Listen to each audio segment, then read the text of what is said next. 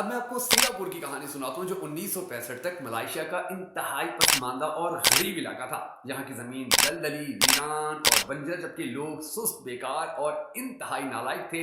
ये लोग सिर्फ 3 काम करते थे। नंबर 1, बहरी जहाजों से सामान उतारना। नंबर 2, चोरी चकारी करना। और नंबर 3, बहरी जहाजों से चूहे निकाल कर खाना। मलेशिया इन बेकार लोगों से इतना ज्यादा तंग था कि टिंकू अब्दुल रहमान के दौर में सिंगापुर ने आजादी मांगी तो पार्लियामेंट के तमाम 126 अरकान ने सिंगापुर के हक में वोट दे दिया कि इनको आजाद करो। पार्लियामेंट का कहना था कि हम इन बेकार लोगों और दलदली जमीन को अपने पास रखकर भला क्या करेंगे। मगर फिर ऐसा हुआ कि सिंगापुर को अल्लाह ताला ने ली कुआन यू की शक्ल में एक ऐसा वजीर आजम दे दिया कि जिसने उस पूरे मुल्क की काया ही पलट दी। उसने उन बंजर जमीनों को दुनिया की महंगी तरीन जमीनें बना दिया। 20 साल की मेहनत के बाद जो रिजल्ट सामने आया वो ये था कि 42 बाई 23 किलोमीटर की ये स्टेट दुनिया की कामयाब और तेजी से तरक्की करने वाली रियासत बन गई। और सबसे बड़ी बात ये कि सिंगापुर की हुकूमत किसी शहरी को तब से लेकर आज तक तंग नहीं करती है।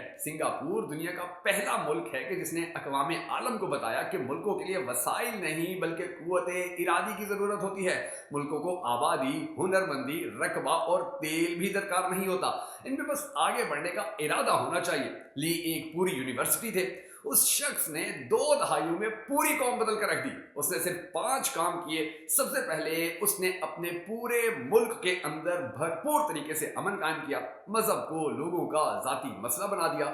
मस्जिद के साथ चर्च, मंदिर और टेंपल बना दिए और ये ऐलान कर दिया गली गली में, नुक्कड़ नुक्कड़ पे कि भाई कोई बंदा किसी के मजहब, किसी के मसलक के ऊपर, किसी के अकायद के ऊपर कोई भी बात नहीं करेगा, कोई सवाल नहीं उठाएगा। और अगर ऐसा करेगा तो फिर वो डायरेक्टली हुकूमत से पंगा ले रहा है और हुकूमत से पंगा लेने वाले बंदे के लिए वहां पर कोई रियायत नहीं।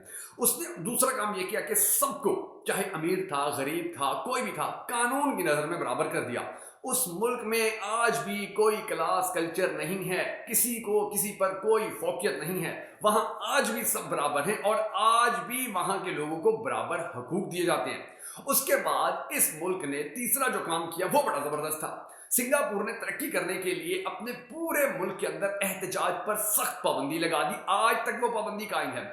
उस वक्त के जो वजीर आजम थे ली, उन्होंने हुक्म दिया कि सड़कें, गलियां और बाजार हर कीमत पर खुले रहेंगे, कोई शख्स किसी के लिए सिक्योरिटी रिस्क नहीं बनेगा। और उसके बाद ली ने चुन चुनकर अहल और ईमानदार लोग अहम ओहदों पर तैनात कर दिए। लिहाजा वहां लोग आज भी 30-30 साल से अपने ओहदों पर बैठे हुए हैं।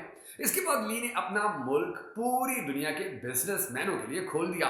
ली ने तालीम और हुनर पर खसूसी तवज्जो दी। सिंगापुर के तालीमी इदारे महज तालीमी इदारे नहीं हैं, ये हुनर की ऐसी फैक्ट्रियां हैं, ये हुनर की ऐसी लेबॉर्ट्रियां हैं कि जिनसे निकलने वाले बंदे, यानी कि पाकिस्तान का 150-200 बंदा हो तो वहां का एक बंदा काफी है। उसके पास जितनी टैलेंट है, उसके पास जितनी अहलियत है, उसके पास जितना हुनर है। अच्छा, उसके बाद आगे आप ये देख लीजिए कि आज तकरीबन 96% से ज्यादा लोग वहां पर तालीम याफ्ता हैं। वहां पर हुनर भी है, वहां पर तालीम भी है। वो लोग पैसा कमा भी रहे हैं, अपनी हुकूमत को पैसा खिला भी रहे हैं, यानी कि कमा के खिला रहे हैं। हमारी तरह नहीं होता कि टेबल के नीचे से पैसे। अच्छा, उसके बाद मैं आपको एक बार की और बात बताता हूँ।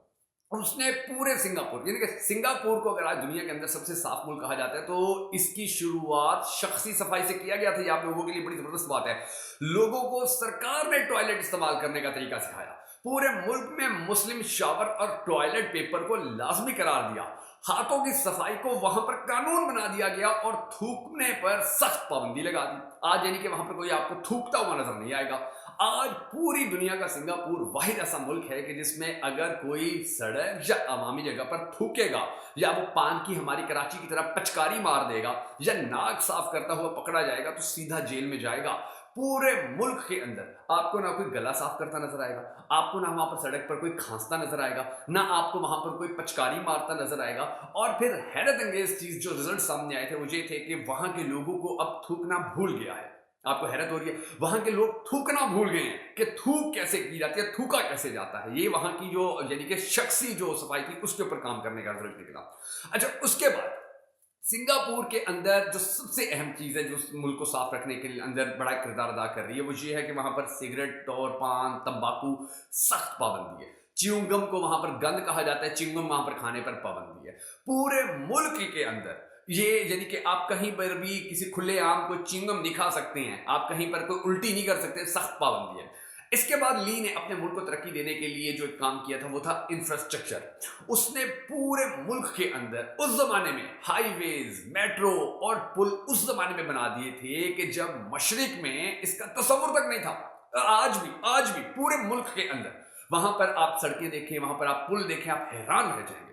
अच्छा, फिर जो दिलचस्प बात है कि वहां पर आज भी पूरे मुल्क में पीने का साफ पानी हुकूमत सप्लाई करती है लोगों को।